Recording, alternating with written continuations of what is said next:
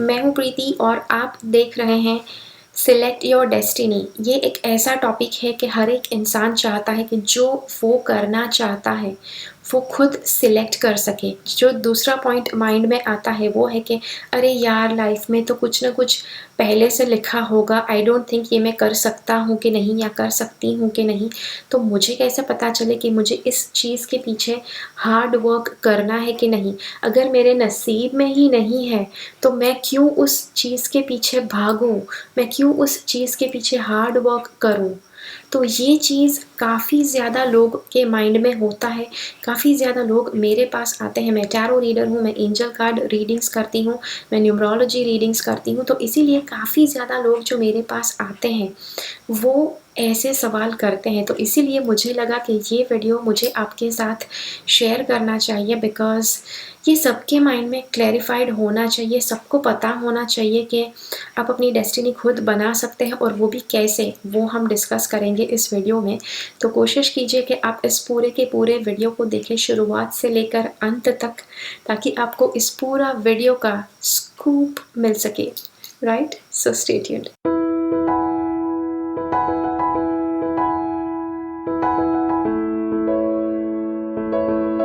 तो चलिए शुरुआत करते हैं। सबसे पहले कि आपको जानना होगा कि ओके, लाइफ में क्या सब कुछ पहले से लिखा होता है, कि या फिर हमारे लिए भी कुछ होता है कि हम अपने आप डिसाइड कर सकें। अब अगर सब कुछ पहले से लिखा होता है, अगर सब कुछ प्रेडिक्ट कर सकते हैं 100%, तो किसी एक ही शक्ल में इंसान उससे खुश है। इंसान ऐसे प्रेडिक्शंस से खुश है कि अगर वो सारे प्रेडिक्शंस आपकी लाइफ के हर एक एरिया के बारे में सब कुछ पॉजिटिव बताता है, जितने आपके एक्सपेक्टेशंस है उतना या उससे ज़्यादा, तो किसी को प्रॉब्लम्स नहीं होने वाला है। अगर लाइफ में सब कुछ प्रेडिक्टेड होता है तो भी प्रॉब्लम्स कब अराइज होते हैं? प्रॉब्लम्स तब आते हैं कि जब फ्यूचर के जो प्रेडिक्शंस है उसमें कुछ ऐसा बताया जाए कि जो आपको अच्छा नहीं लगता, जो आप नहीं चाहते हैं कि आपके साथ हो। तो तब क्या करें? तब इंसान डेफ़िनेटली कोशिश करेगा कि नहीं-नहीं, सब कुछ थोड़ी ना प्रेडिक्ट हो सकता है, हम अपनी तरह से भी कुछ लिख सकते हैं। लेकिन फिर एक डाउट और होता है मन में कि अरे यार, क्या हुआ अगर सच में वो प्रेडिक्शन सच हो गया तो? अब एक बात ध्यान में रखिए, जितने भी लोग प्रेडिक्शंस करते हैं, मैं खुद टैरो कार्ड रीडिंग्स करती हूँ, और टैरो कार्ड रीडिंग्स और टैरो प्रेडिक्शंस में फ़र्क होता है। मैं पहले टैरो प्रेडिक्शंस करती थी, अब मैं सिर्फ टैरो कार्ड रीडिंग्स करती हूँ टैरो गाइडेंस के लिए, बिकॉज़ प्रेडिक्शंस इंसान का जो माइंड है वो पूरी तरह से बदल सकता है, पूरी तरह से सोचने की कैपेसिटी चेंज कर सकता है, और किस तरह से वो बिहेव करते हैं, किस तरह से अपनी लाइफ को लेते हैं, वो पूरी तरह से ट्रांसफ़ॉर्म कर सकता है, अच्छी तरह से भी और बुरी तरह से भी। तो इसीलिए प्रेडिक्शंस करना मैंने छोड़ दिया है। तो यहाँ पे हम बात करेंगे, तो अगर लाइफ में सब कुछ प्रेडिक्टेबल है, तो क्या हम लाइफ के बारे में सब कुछ प्रेडिक्टेबल होना चाहिए? लाइफ के बारे में सब कुछ प्रेडिक्टेबल नहीं है। लाइफ के कुछ एरियाज़ होंगे, लाइफ का कोई भाग होगा, मेबी हो सकता है 10 साल की उम्र में ये चीज़ हो सकती है, 15 साल के जब आप होंगे तब आपको इतना अचीवमेंट मिल सकता है, आप 45 इयर्स के होंगे तब ये चीज़ आपके साथ हो सकती है। अब 15 साल और 45 साल के बीच में क्या होगा वो नहीं बताया है किसी ने। राइट, तो इसीलिए कुछ चीज़ें प्रेडिक्ट हो सकती है। जितने भी मैं टैरो कार्ड रीडिंग्स करती हूँ, जैसे मैंने बताया कि मैं टैरो करती हूँ, न्यूमरोलॉजी करती हूँ, एंजल कार्ड रीडिंग्स करती हूँ, तो काफ़ी ज़्यादा लोगों को लगता है कि सब कुछ क्लियरली उनको मिलना चाहिए रेडीमेड थाली में, ताकि वो एक के बाद एक चीज़ें ले सकें।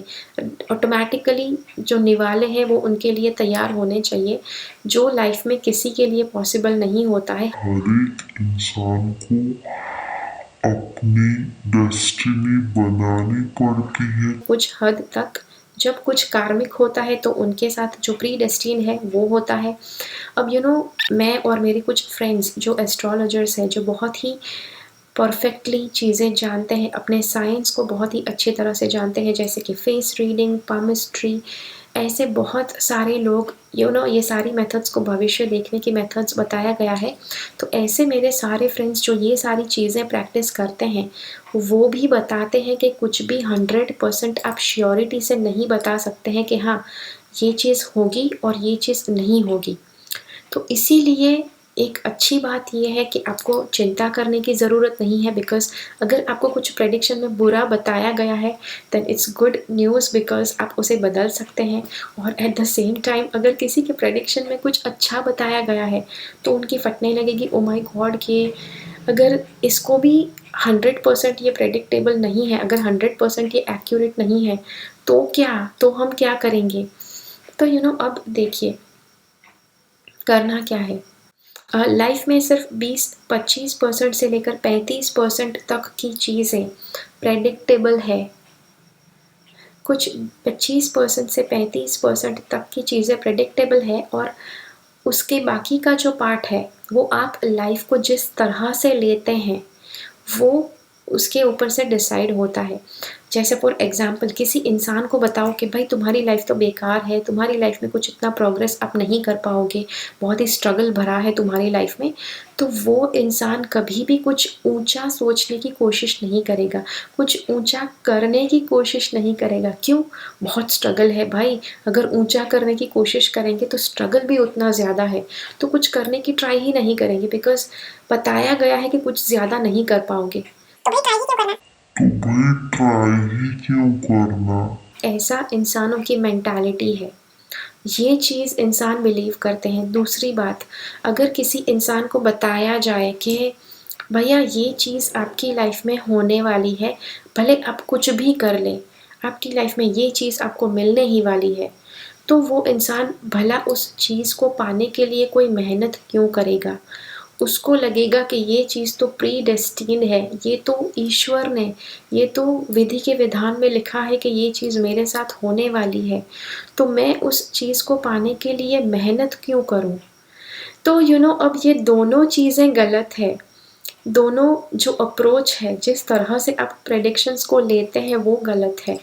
और जैसे मैंने बताया कि कुछ चीज़ें होती हैं आपकी लाइफ में कि जो प्रेडिक्टेबल है, कुछ होता है कि जो प्रेडिक्टेबल नहीं है, और कुछ होता है कि जो आपको खुद बनाना है, और उसके बेसिस के ऊपर क्या आपकी डेस्टिनी बनती है वो डिसाइड होता है।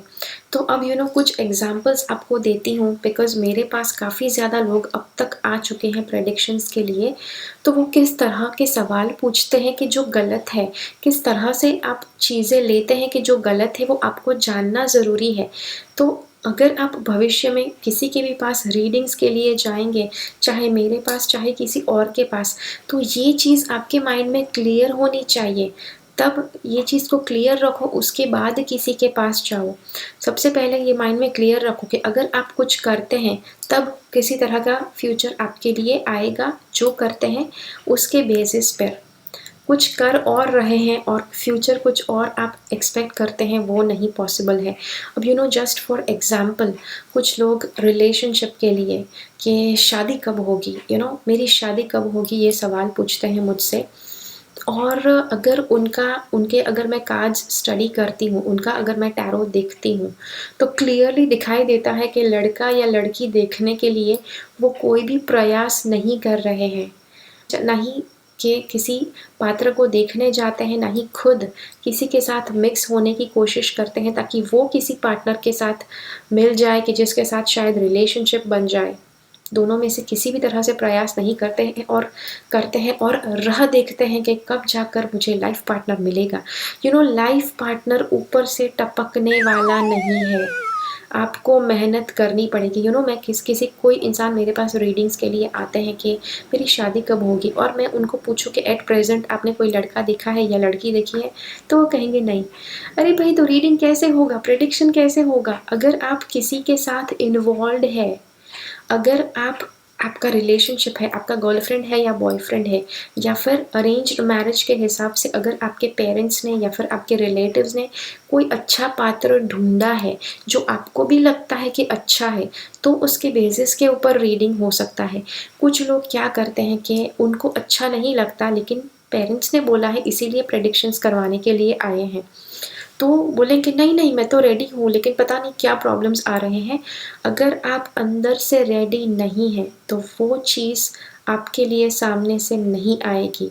फिर भले चाहे वो इंसान है, फिर भले चाहे वो पैसे है, भले वो रिलेशनशिप है, भले वो करियर है, भले वो और कुछ भी है, कोई और लाइफ का एरिया है वो आपके लिए सामने से नहीं आएगा। अगर वो चीज आप नहीं चाहते हैं तो फिर दूसरे टाइप के लोग मेरे पास आते हैं कि स्पेशली हेल्थ के प्रेडिक्शंस, किसी को एक को क्रॉनिक हेल्थ प्रॉब्लम की शुरुआत हुई थी जस्ट, वो प्रॉब्लम अगर उसमें मेडिकेशन ना लिया जाए टाइम पर, उसमें दवाइयाँ ना ली जाए, ट्रीटमेंट ना ली जाए, तो वो सालों तक क्रॉनिक हो सकता है वो वाला प्रॉब्लम।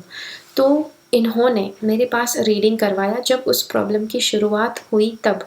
ये मेरे पास कॉन्स्टेंटली आते हैं, लेकिन प्रेडिक्शन के बारे में उनके माइंड में भी एक अलग तरह का सेटिंग है कि हाँ, बोला गया है मतलब ये चीज़ सनातन सत्य है, मैं इसके खिलाफ भी कुछ करूं तो भी यही चीज़ होने वाली है।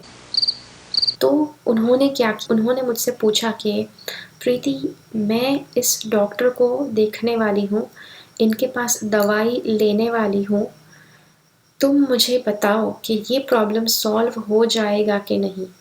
तो जस्ट बिकॉज उन्होंने बताया डॉक्टर को दिखाने जाने वाले हैं, दवाई लेने जाने वाले हैं, उसके बेसिस के ऊपर रीडिंग निकला कि हाँ, 10 एक दिन आपको लगेंगे कोप अप करने के लिए, लेकिन उसके बाद ये प्रॉब्लम वापस लाइफ में कभी नहीं आएगा। उन्होंने कहा लाइफ में फ्यूचर में कहीं ना कहीं कुछ प्रॉब्लम हो सकता है। तो रीडिंग था नहीं, based on what that person had told me, उन्होंने जो मुझे कहा था कि ये चीज़ वो करने वाले हैं, दवाई वो लेने वाले हैं, उसके बेसिस के ऊपर वो रीडिंग निकला था। फिर कुछ नहीं हुआ। 2.5 साल के बाद वो मेरे पास वापस आते हैं और मुझे बोलते हैं, कंप्लेन करते हैं, हाँ प्रीति, तूने तो मुझे बताया था कि ये चीज़ मेरी लाइफ में कभी नहीं होगी। ये देख, आज मुझे छुट्टी लेनी पड़ी, 1 महीने की छुट्टी लेकर हम बैठे हैं और दवाई मतलब कितनी सारी हेवी दवाइयाँ खानी पड़ रही है। तो तूने तो बताया था कि ये चीज़ वापस कभी नहीं होगी लाइफ में, व्हाट इज़ दिस? तो उसमें सिंपल सा मेरा सवाल यही था कि मैंने जब आपको बताया था कि वो चीज़ वापस नहीं होगी, आपने मुझे बताया था कि आप दवाई लेने वाले हो, इसीलिए उसके बेसिस के ऊपर वो रीडिंग था। क्या आपने दवाई ली? उनका जवाब था नहीं। मैंने उनको कहा क्या आपने डॉक्टर को दिखाया? उनका जवाब था नहीं। तो कैसे, अब यहाँ पर क्या हुआ, उनको मैंने जब बताया कि वो प्रॉब्लम वापस फ्यूचर में नहीं आएगा, तो उनको लगा चाहे वो दवाई ले या ना ले, वो प्रॉब्लम फ्यूचर में नहीं आएगा। तो इसीलिए उन्होंने डॉक्टर को कंसल्ट करना भी ज़रूरी नहीं समझा, इसीलिए उन्होंने दवाई लेना भी ज़रूरी नहीं समझा। लोगों को लगता है कि अगर प्रेडिक्शन में आया है कि वो चीज़ ठीक होने वाली है, तो दवाई लो या ना लो उससे कोई फ़र्क नहीं पड़ता। इसीलिए काफ़ी ज़्यादा तरह के प्रेडिक्शंस मैंने पहले ही करना बंद कर दिए थे और अब तो किसी भी तरह के प्रेडिक्शंस नहीं करती हूँ, जस्ट बिकॉज़ लोग कुछ नहीं करना चाहते हैं। अगर प्रेडिक्शन में कुछ बताया गया है तो अगर लाइफ स्पान के प्रेडिक्शंस देखते हैं कि सपोज़ कितना आयुष्य है, तो सपोज़ किसी इंसान को बताया गया है कि भैया आपका लाइफ स्पान 80 ईयर्स का है। चलिए फॉर एग्ज़ाम्पल बता दिया किसी को, तो वो इंसान क्या करेगा? जितना हो सके इतना मस्ती करेगा, मज़ाक करेगा, अपने सारे पैसे स्पेंड कर देगा तब तक, या हो सकता है 80 इयर्स तक पैसे सँभाल के यूज़ करे। लेकिन जैसे ही 80 इयर्स या फिर 79-80 का साल नज़दीक आए, तो एकदम बेफ़िक्री से पैसे स्पेंड करना शुरू हो जाएगा। और जस्ट इमेजिन, अगर 80 इयर्स के बाद अगर वो इंसान नहीं मरा तो बिकॉज़ इट जस्ट डिपेंड्स, आपके माइंडसेट के ऊपर डिपेंड करता है, आप कैसी लाइफ़स्टाइल फ़ॉलो करते हैं उसके ऊपर डिपेंड करता है। तो अगर पहले कोई इंसान बहुत ज़्यादा स्ट्रेसफुल रहता था और उनको पता चल गया कि 80 इयर्स तक तो जीने ही वाले हैं, तो वो बहुत ही खुशी से जिएँगे, खुशी से पैसे बाँटेंगे, ये वो। 79 तक 80 इयर्स के साल में जब आए हैं, तब तो फ्री में पैसे बाँटते हैं, बहुत ही ज़्यादा गिफ्ट्स देते हैं। ये जब चीज़ें इंसान शुरू करता है, तो इंसान में पॉज़िटिव फीलिंग्स ज़्यादा आते हैं। लोगों को जब देते हैं, तो कार्मिक तरह से तो पॉज़िटिव चीज़ें आपके लिए होंगी ही, लेकिन आपके मन में भी पॉज़िटिव भावनाएँ आती हैं। आपके अंदर आपका जो नेचर है वो बढ़ता है, फ़ॉरगिवनेस, चलो इसने मेरे लिए क्या किया, छोड़ दो, मैं इनको दे देती हूँ, राइट? तो फ़ॉरगिवनेस बढ़ता है, अनकंडीशनल लव बढ़ता है। तो ये सारे एक्सपीरियंसेस, ये सारे एक्सप्रेशंस अगर आप बढ़ाते हैं, वो भी जब एंड का टाइम प्रेडिक्ट किया है तब, तो हो सकता है कि आपका जो ड्यूरेशन है, आपका जो लाइफ स्पान है, वो और ज़्यादा बढ़ जाए, राइट। और and at the same time अगर किसी को प्रेडिक्ट किया है कि 95 तक जिएंगे, तो वो बंदा सोचता है कि भले चाहे जो करो, जैसी भी लाइफस्टाइल आप अपना लो, जो भी अन्न शन खाते रहो, 95 तक तो जीना ही है। तो वो इंसान क्या करेंगे फिर? अन्न शन खाएंगे, Fiji drinks, junk food, unhealthy lifestyle, unhealthy practices, सब कुछ कर सकते हैं। और फिर बहुत कुछ 10 साल पहले कहीं ना कहीं खतरे की घंटी बजने लगती है, तो सोचेंगे भाई ऐसे तो कैसे जिएंगे बाकी के 10 साल। तो इसीलिए सिर्फ प्रेडिक्शंस के बेसिस पर ऐसे खतरनाक चीज़ें मत कीजिए।